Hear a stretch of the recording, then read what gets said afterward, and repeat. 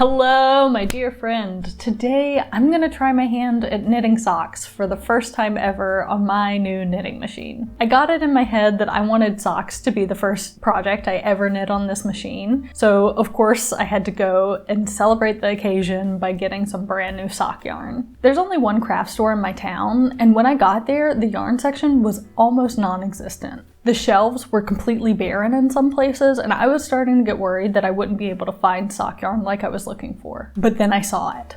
The glorious neon orange sticker announcing that these yarns were marked down for clearance. 5 years ago, I would have cleared out the entire store and bought every single ball of yarn they had. But I'm older now, and I have more self-control, so I only bought 2 of every single color of sock yarn. To avoid hoarding this yarn forever and never using it, which, I mean, it's not like I have a problem with that anyway, I thought it would be a fun challenge for myself to knit as many socks as I possibly can in a 24-hour time period. I have done a little dabbling with the machine since I got it, off camera because I knew it would be a disaster, and I was right. I threaded it totally wrong, I broke a needle, it was not great, but I've learned a lot, so that's all that matters. I've got some samples here to show you just how horribly this went for me, so this is kind of embarrassing. This is the first one. It's got a huge hole here. This happened because I didn't thread it right, so there was no tension on the yarn at all. Oof. Then I started tensioning it by hand, so you can see there's like these little loops coming up. I did a bunch more, just like that, before I realized that I had it threaded wrong, and once I got it right, I made this swatch, which I think is beautiful. Look at those edges, and look how stretchy. Ugh. I love it. And then I tried to follow a pattern from the book, and this is supposed to be symmetrical, but I just didn't finish it, and I didn't do the color changes at the right spots. So today is going to be a fun challenge because I apparently am very bad at following written instructions. So the first thing that I have to do is rewind this yarn so that it will feed freely through the machine. This is my ball winder. I've had it for, I guess, over 6 years now, and it is kind of janky. You can't tell right now, but when I start to wind it, it creaks and pops, and it is kind of unpleasant. So looking forward to this. If you think that yarn crafts are just relaxing and easygoing the whole time, I've got some news for you. If I was doing any other yarn craft, I would probably just cut this tangle out, but since I'm not super familiar with machine knitting, I don't know how well it'll feed through the machine, and so I just don't want to risk having a knot in the yarn. Here, I'm just threading the machine. I'm gonna make a separate video about this whenever I'm 100% sure that I'm actually doing it the right way. So I have the machine threaded, and I have my book, and it's about to be time for me to start working on these socks. I'm very nervous. I'm certain that everything will go wrong. Hi, Future Darcy here. I just want to tell you that yes, everything actually does go wrong, and no, you should not follow this video as if it were a tutorial. I'm gonna make a separate video on how to make the socks now that I actually kind of know what the heck I'm doing. Okay, thanks for listening. I'm gonna send you back to Past Darcy now. The first thing it says to do is put 60 needles, 30 on the back bed, 30 on the front bed, and 1-to-1 division in working position. I'm not really sure what 1-to-1 division is. I'm certain that I should have worked my way through this book without jumping into the socks, but that's not what I'm doing, so. It says 1-to-1 rib is knitted on every alternate needle on both beds. So to put 30 needles in working position, I need to put up 15 on either side of the center, like that. And then I move the spring levers, I don't really know what these things are called, needle springs, to the last needle on every row and make sure that the needle is closed. Then I do the same thing on the back bed, making sure to observe the needle rule, which is the last needle on the right needs to be on the back bed and the last needle on the left needs to be on the front bed. To put the needles in 1-to-1 division, I will still observe the needle rule. You can download a PDF of this booklet, I'll put the link in the description. Next, it says to do a tubular cast on, which is on page 43. It says to arrange needles according to the diagram, which we've done. Handle up, which means I turn the racking handle up. I'm not sure which way it needs to go. I hope that doesn't really matter. It says to put both locks on in and the stitch size to 1.5, which seems really small, but okay. Then it says to knit 1 row. And something didn't work. What did I do? It only went in the ones on the back bed. This seems wrong, but maybe it's not. I'm just gonna keep going. Next, it says to set both locks to CX and set stitch size to approximately 3/4 of the stitch size used for the main knitting, which I don't know what that will be, but let's say 3. and I'll do 4 for the main knitting. Sound good? Then knit 2 rows. Okay, no, this is wrong. I realized the reason why it wasn't working is because I still had the front bed lowered from the last project that I did. So let's try again. I forgot to put the strippers in. Final time with the strippers in. Is it gonna work? No, it's not. So I believe that what I'm doing wrong is that for the handle to be up, I think I need to make a full rotation and then put it up. Maybe. Okay, the strippers are in, the needles are in the correct position, the handle is supposed to be up. Let's try this again. Okay, I think that worked. Before, it wasn't doing a little triangle between each of the needles. That was the problem. This is what it looks like now. Then set both locks to N, and then use the stitch size for the main knitting, which I think I'm gonna do at 4, and knit 1 row. The book says to put the stitch size at 3 3/4, so I think I'm gonna knock it down a little bit. Then it says to knit 48 rows, so I need to put my row counter at 0. Okay, that was 48. This next part looks tricky. I have to unravel the 15 end stitches at the right, fasten the yarn under the edge spring to stop it from interfering with the work. I don't know what that means. Unravel? I think I need to watch a video. Okay, I just skimmed through a couple of videos about how to make socks on this machine, and no one mentions unraveling. I'm not even sure what this book means by unraveling, and it sounds scary, so I'm just not gonna do it. At this point, I'm just gonna skip that step and kind of follow along to these videos. I'll put the link for those in the description. I think I kind of already made a mistake by bringing these needles up, but according to the book and the videos, the next step is to transfer all of the stitches from the front bed onto the back bed, so I think I can save this. Okay, so I lost the stitch. Oh gosh, I don't know what I'm doing. I think that it's this one. And then what the heck do you do? Oh wait, haha. Okay, let's try this again. Transferring the stitches from the front bed to the back bed. They make it look so easy. Oh wait. Okay, I did that one. That was good. Okay, so now I need to place 15 stitches onto this comb. It's called a decker comb. Close it and then transfer those stitches from the back bed to the front bed. I'm gonna watch another video. Neither of the people in the videos I watched have this tool, so they didn't use them. So this is a time for me to wing it. So I need 15 of the stitches, which is up to this point, onto the combs. Okay, and then I pull them all up.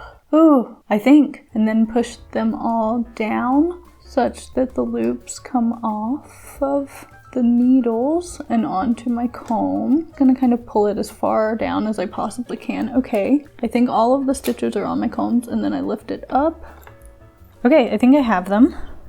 Put the lid on this thing, and then I need to transfer them to the front. I think I'm gonna give myself a little more slack. Oh, look at it! Little stripes. That's cute. Oh no. I unhooked some of the stitches. How do people do this? Guess I'm gonna move this out of the way. I don't know what happens if the yarn is in the middle. We shall find out. And I'm gonna hook all of the needles on the front bed, pull them up, which I'm not sure is the correct thing to do. That stitch is definitely wrong. Something is very wrong about that. And then I will try to do the maneuver where you tilt it forward. Wait, could I just... Aha. Did I do it? So I realized that I kind of made a huge mistake. Whenever it said to put 30 needles on the front bed and 30 needles on the back bed into working position, I did that, and then when it was time to put them in 1-to-1 division, I took away half of them, giving me only 15 needles on each bed. So this is not a sock. It's not wide enough to be a sock. It needs to be double as wide as it is. It's like this big. So I'm gonna take this off the machine and start over. You live and you learn. So this is what it looked like. It's not too stretchy. It feels pretty sturdy, but it does stretch a little bit. And it's got these cute stripes, which I really like. I did see that I dropped a stitch or something there. I think that happened when I was transferring the stitches. So I'll have to remember that next time. So this time I need to make sure that I have 60 needles in working position. That means, so instead of doing 15 on either side like I did before, I need to do 30 on either side. And then I can put the needles into 1-to-1 division. See, something's wrong here. Again, this is the same problem I had last time. And I think it's because the needles are hitting. They are. So maybe it's not a full turn. That's better. Knit 1. I didn't put the strippers back in. Knit 48. Okay, now it is time to transfer all the stitches from the front bed to the back bed. All the way up, push it down, loop, attach it, hook. Good. I think that pulling down on it, adding a little weight to the knitting, helps it slide smoothly. Okay, so now I need to lower the bed and scoop up 15, let's see. I just successfully transferred 15 stitches from the back bed to the front bed, and now I'm gonna do the same thing on the left side. So I found an issue when I transferred. I only have 28 needles on the back bed and I have 30 on the front bed now. So what I think I'm gonna do is put this loop back on the back bed. That way I'll have 29 on each. Okay, now it says I need to put each lock on CX, stitch size to 5 1/4, use the black strippers and knit to row counter 52. Okay, now it says to put the row counter at 0, back lock on GX, front lock on BX. On the front bed, put 30 pushers in working position. At right, put first pusher into rest position. That's good. And the first one needs to be at rest. Then at the left, I put the first pusher into rest position and knit 1 more row. Then I continue knitting, always putting 1 pusher into rest position on the lock side until there are 9 pushers in rest position on each side. At the center, 12 needles remain in working position. Now it says at each side, increase back, I suppose. It says when you're putting the 9th pusher at left into rest position, you must at the same time return the 9th pusher at right to working position. Oh, I jammed. Okay, so I dropped a bunch of stitches and I don't know enough about knitting to fix that. I think the reason why the lock jammed is because instead of using the yarn from the center of the ball, I used the yarn from the outside, which it says in the manual specifically not to do. So I think I'm gonna pull that sock off, rewind it at some point, and use a different kind of yarn for the next sock, because this yarn is just so slippery and silky and smooth, which is nice, but I think that the mistakes I made in winding the ball are going to give me the same issue, and I'm trying to do this thing, you know, so I want it to be right next time. Fingers crossed. Hey, so it's the next day. I film all of these videos on my phone, and last night I ran out of storage on my phone and my computer, and so I got frustrated and just decided to call it a night. But I woke up this morning super excited to get started, so I came in here and I started working on the socks without filming, because I think that talking to the camera and moving the camera around before I even really know what I'm doing is not doing me any favors or you any favors, because I'm just giving you misinformation until I clarify it later. I've essentially given up working with the manual in favor of watching YouTube videos, which has been very helpful. Link to those in the description. But anyway, I did it. I made a sock, a full, actual, real, fit on my foot sock. It's got a lot of mistakes. Most of that is because I kept getting distracted, like if my phone buzzed or I needed to look at the video for a second, I would forget what I was doing or what my last step was. But for the most part, it worked. I learned so much working on this sock. The first big thing is that I finally understand now what it means to unravel stitches and why you need to do it in that exact spot. I know how to move stitches around, which is interesting and really hard. I failed at it several times. And because of that, there's a lot of mistakes in this sock. I kept moving stitches around to the wrong spot, dropping them, picking them up in weird ways that I'm sure are not the way you're supposed to do it. And down here at the bottom, when I was finishing up the toe, the yarn broke, and I'm not sure what happened or how I could fix it in the future, but I'm hoping that it doesn't happen next time. So this is definitely not a sock that you can wear on account of there's a huge hole here from where the yarn broke. But overall, I'm really proud of it. It looks like a sock, and if I sewed up the sides, it would function like a sock minus all of the holes. I'm really excited to get started on the next one. The only thing that kind of sucks is that this sock used just over half of the entire ball of yarn, which means that I do not have enough yarn left to make a full sock. So I'm just gonna wind a whole new ball of yarn for this next one. Okay, let's get going.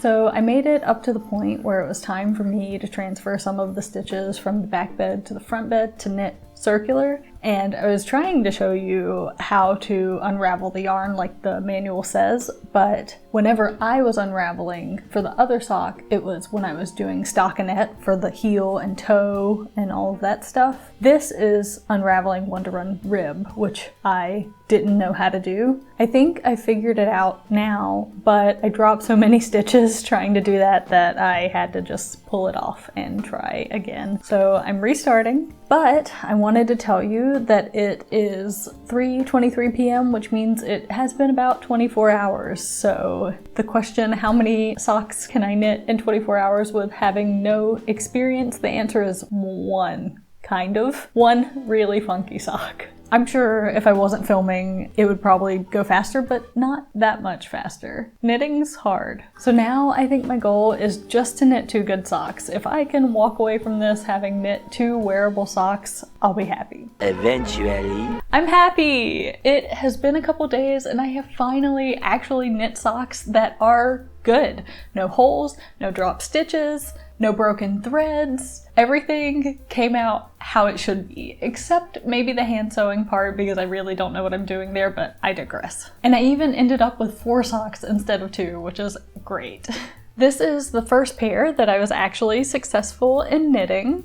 I am not super thrilled with how the colors came out because of the variegated yarn. I know that planned pooling exists, but I have no idea how to go about it on a knitting machine, and so this is what we got. On this pair of socks, I finally figured out how to not get holes in the heel, except for where you transition from the heel to the rest of the foot. And this is my second pair, and I am thrilled with how they came out. Look at those stripes! On this pair, not only did I manage to prevent any holes from forming in the heel, but I also stopped that one from happening at the transition point. I learned so much in this process, and I'm really excited to continue sharing that with you. But can we take a second to talk about how I legitimately thought that I was just going to be knitting multiple socks within the first 24 hours? Your girl's delusional. So I guess what I'm going to leave you with today is if you're struggling with your knitting machine or any other hobby that you're trying to pick up, maybe just cultivate a little bit of delusion. If you really truly believe that you can accomplish something, even if you have no evidence of that fact, you will be able to do it. I am wishing you all the good luck in the world, and I will see you next time.